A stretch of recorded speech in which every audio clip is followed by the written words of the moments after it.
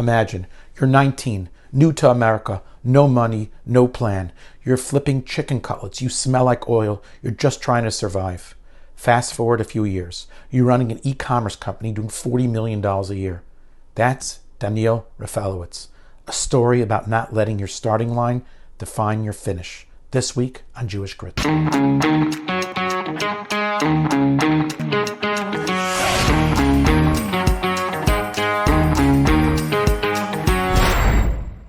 I'm here today with Daniel Refaelovitz, all the way from Florida. Thank you so much for making the trek and for joining us today. And I'm really excited to hear what I have a feeling is going to be a very fascinating personal story and professional story. So I want to start when you were 19. You're 19 years old, you're living in Israel, and then for whatever the reason is, somehow you decide to move to the United States. Take us into that moment where you were at in your life, and how do you start? What do you do? I remember it was very, very scary. The fear of unknown for me until today is like the hardest level of fear. And the fear of unknown kind of lit a spark within me, I remember. I came, I landed, I knew that I don't really have who to rely upon. Back then, my faith in God was nowhere what it is today, so that whole concept and idea didn't even cross my mind. And I thought I was God in the driver's seat at all times, and therefore I had to rely on myself, and I felt like I didn't know anything. I landed in a foreign place, and I started working at a cell phone store on 13th Avenue, which is the main avenue over there. The amount of money I was making and the conclusion that I reached very quickly of what I need in order to live here in this country, it just didn't add up and didn't make any sense. So I was very, very depressed, and I was kind of losing, my hopes. At one point, I got fired because my head really wasn't in the job, because I guess lesson number one to learn is that, if I'm already doing something, I might as well like it. If I don't like it, it's felt very, very quickly, and, the dynamics change. From there, I was kind of, let me just go back to Israel, or maybe one last shot. I started working in, a schnitzel place in Brooklyn as well, Coney Island Avenue, Schnitzi. I remember coming home every day, smelling like fried chicken, and it was very, very depressing. And it was very, very hard work. And the pay there was very, very little, and I really didn't know what to do. At that point, I said already, I'm going to go back home like a loser. I came to America. I have to conquer the American dream. A lot of Hashem holding my hand, because I met a very nice gentleman in the most random place at the most random time, who actually owned a very big and successful company around the corner from where we're sitting here in the financial district of Manhattan on 80 Broad Street. And he hired me, and he gave me a chance. Even though he knew from the beginning that I had zero qualifications for what his company was doing and what he needed an employee for, but I guess he saw the fire, the spark within me, that I was willing to do whatever it takes, in order to really succeed. And it's beautiful, because I do the same thing today with how I hire. I'm very unorthodox. I have a company today, thank God, we have over 40 employees.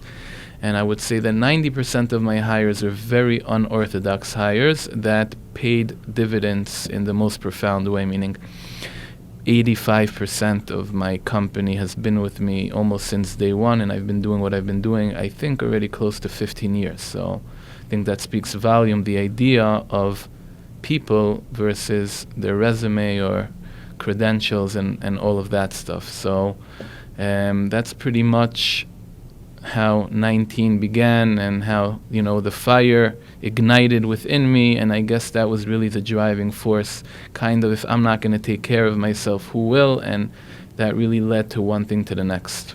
Can we fast forward today? You have a company with 40 people. What do you do? So I'm in the e-commerce and wholesale space. I would say majority of my business today is e-commerce. We specialize in selling on Amazon. We're a top seller on Amazon, top 1% actually. Our company does around $35 million a year in revenue. We sell at this point almost every possible category, pretty much except electronics. And we try to partner up with top-tier brands and become their exclusive retail partner when it comes to Amazon.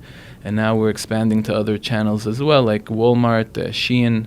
Cool. And so we're pretty big in the e-commerce space. Knowing what you know now, a bunch of years later, where you're sitting, what do you wish that you knew then?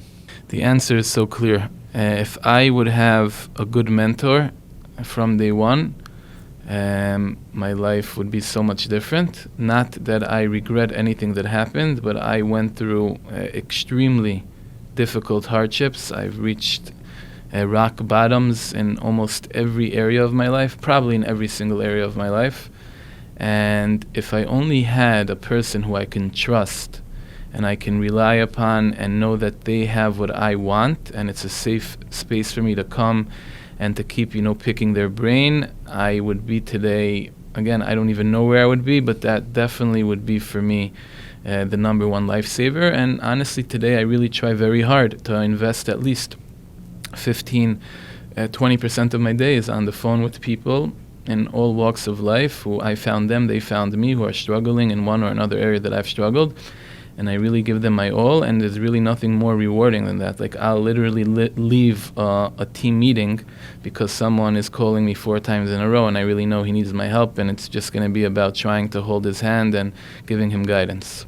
What do you tell somebody who's like in a really bad spot, like they've hit rock bottom? That's a strong way of saying it. Like, what do you tell them? How do you encourage a person like that? I try to smile, a big smile, which is genuine and real, and I tell them, listen, I want you to hear something now. You may not understand it this minute, but you're going to understand it very soon, and today is really the happiest day of your life, because once we reach bottom, there's nowhere lower to go, and that means from this second and on, we're only climbing upwards.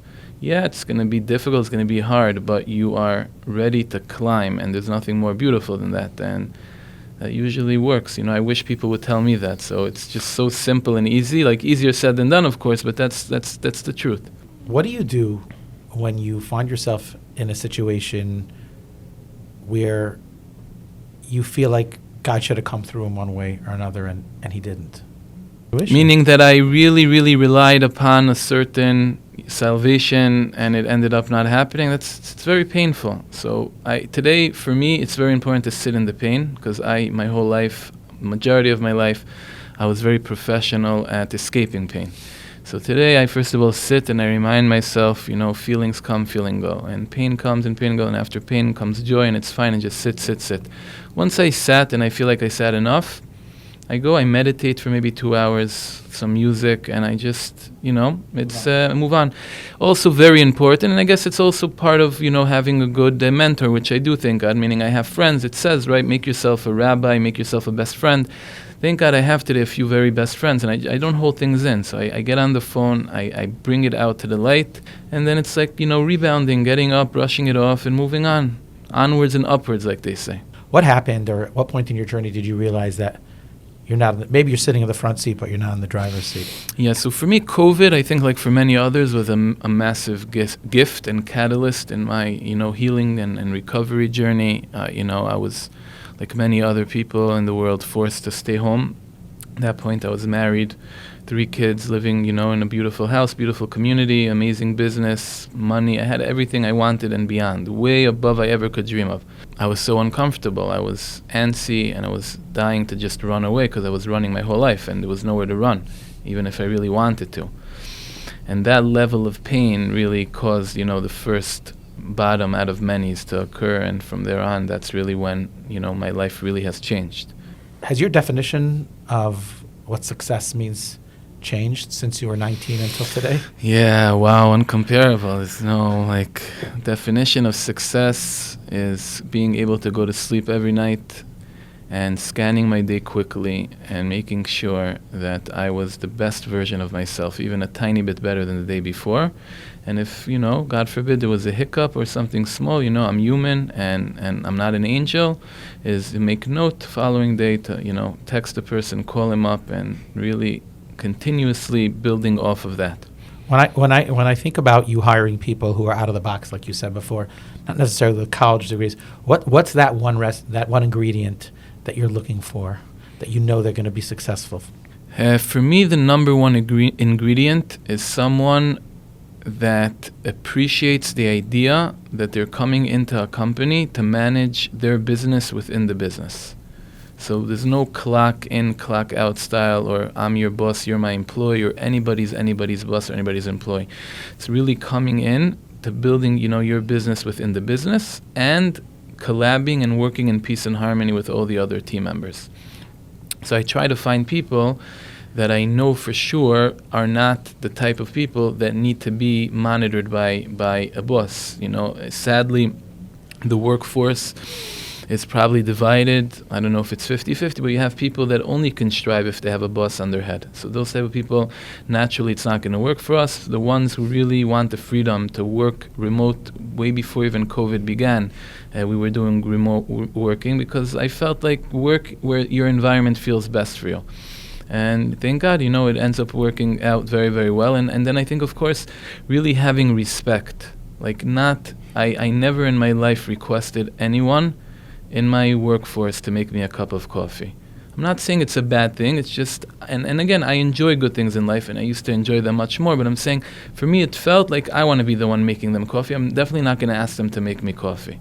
Now, how do you, when you're meeting with that fellow, how do you know that they have this or don't have this? So for me, I do it really in an unorthodox way. I like to, send them a text message at maybe a later time of the evening to see when they'll respond back, how they'll respond back. I'm going to send them 2 questions that, if the answer is a very blanket yes, no, then I know already they're lacking something. I have all sorts of different ways. And then, of course, I like meeting them several times in the beginning, speaking with them on the phone. And then, of course, I like to introduce them to different people within my organization. And I encourage everyone to be an open book and to share all the information and everything that. And then I like to monitor and to see how they're interacting, how they're following up. And then, slowly but surely, it seems like it's a good fit. And 9 out of 10 times it works. And sometimes, there's that one that surprises us all, but it is what it is. It's another lesson from God. Many of our viewers, many of our listeners are people who are just starting their career, or they're looking for their first big break or their first job. What would you tell them? What's the best thing for them to focus on an interview in their first few months at the job? What do you think is going to help them be successful? The number one thing that would make someone to be successful, in my opinion, is someone who asks a lot of questions. And the more the better, and even if it's stupid questions. And I say this all the time to people who are new in our company, and I say, I want you to text me as much as you want. I want you to call me as much as you want. I want you to ask me as much questions possible. The more you know, it's the better for you. The better it's for you, the better it's for me. I think naturally, people who own companies, who really care about their company, and when it comes to, new employees who are trying to work their way up, the more you see that they care and they want to learn more and they ask questions, slowly but surely those questions become more and more interesting questions. And then all of a sudden they can come and they can share, ideas, and then there's, plenty of growth opportunities. I'm also a big fan of the idea, if I'm coming into a new company now, and I'm recognizing that there's a certain opportunity that's not being, nobody's taking advantage of it at the moment, really coming to the boss or to the owner and say, listen, I apologize in advance, maybe this is not my territory, but I've noticed that, this situation is going on and nobody's really taking care of it, and if you would be open to it, I would love maybe to put it under my wing, and then, before you know it, there's crazy amount of growth and expansion, and the sky starts to become the limit. That's as far as, employee-boss relations. If you're asking about someone who wants to be, let's say, an entrepreneur and begin his own business, for me, I feel, and I see it until today, people who call me in a respectful way, not that I'm trying to be a person who wants to be respected, but sometimes there's people who just send you open-ended text messages. So I'm not prioritizing to answer it because I have to now, invest a lot of effort to understand what he's even saying. But many times people reach out and say, hey, Daniel, I'm starting a business, in e-commerce, and I know you have a pretty solid company, or whatever the compliment may be, or even if it's not a compliment, and I would really love to pick your brain. I always respond to those messages. I always get on the phone with them, and I'll always share with them everything I have, and I'll always tell them the same thing, and I'm a huge believer in it. You go forward full force. Every time you're stuck, reach out to me, and I will try to help you. That's very beautiful. As someone who spent part of his life in Israel and part of his life in the United States, did October 7th hit you in a different way than other people, you think? October 7th, so, it's interesting. October 6th, we were in Israel. And for years, we go for Sukkot and Simchas Torah to Israel.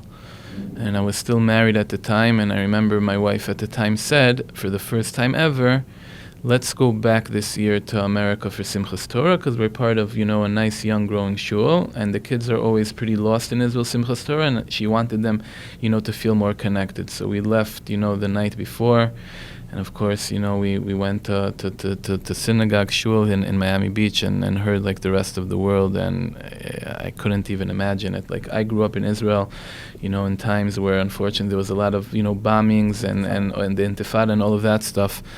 And October 7th really, for me, I always say this, and I think many people say, right, like, live one day at a time, day by day, there's no other way. I really live every day now, like it's the only day, nothing else matters, because, again, and I really try very hard to double down with my relationship with God, and the more I double down on it, and I feel like I'm holding His hand, I feel He holds mine, and then it just makes it so much easier walking in this, crazy world and crazy times that sadly we're living in right now. I try to pray more, I try to learn more. I've definitely become, more religious, and my the way how I observe, Shabbos and kosher and learning, definitely I've done a tremendous amount of improvement since October 7th, and I feel like every Jew out there has been doing the same, and I think that's really, really beautiful. What makes you most proud to be a Jew? What makes me most proud to be a Jew is my kids. They're doubling down on that, and the amount of phone calls I get to hear what they're doing and how proud of a Jew they are. I'm everything, that we have the Torah, that we have, the ultimate guidebook to be sane in the most unsane world. It's a lot to be proud of. I wouldn't take anything else. I mean, thank you, Hashem, for the opportunity to be a Jew. You're one of our youngest guests so far. What are your dreams? What are your goals and aspirations for the next decade? My dream is to continue growing in Torah. I've started learning Gemara almost a year already. I really broke my teeth to even understand it and to start tasting the taste that it has to offer. And I'm really enjoying it so much. Like, thank God today I have the ability to start every morning and be in synagogue for around 2.5 hours between learning and praying, and only after that I start my day. So my dream really would be to try to help as much people possible, based on sharing my own past experiences. And I love connecting between people, and I love learning and growing in Torah. So if I would be able to dedicate my full day or most of my day by just having an office that dedicates itself to really helping people based on, experiences and knowledges that I've accumulated, I think for me that would be the biggest dream to accomplish. So forget the e-commerce. Yeah, I'll hand it off to my employees. That's fantastic. Well, I want to really thank you for coming and participating, and I want to give you a blessing that your dreams should come true. Amen. Thank you so much. I feel that this was a very real and genuine conversation. Beautiful. And I appreciate you sharing it. And I hope that many people who watch this and view this gain chizuk, like we say, strength. And if someone wants to reach out to you, can I connect with you? Yeah, absolutely. Because it sounds like that's what you want to do anyways. Yeah, for sure, yeah. Fantastic. Thank you so much. And thank you. Have a safe trip back to Florida. Thank you so much for having me. Thank you for listening to Jewish Grit, an Olami Mentorship podcast. At Olami Mentorship, we believe that everyone needs a mentor. What better way is there to tap into your personal and professional potential than with a Jewish mentor at your side? Learn more at olami.org/mentorship. Don't forget to keep listening on Apple Podcasts, Spotify, or wherever you get your podcasts.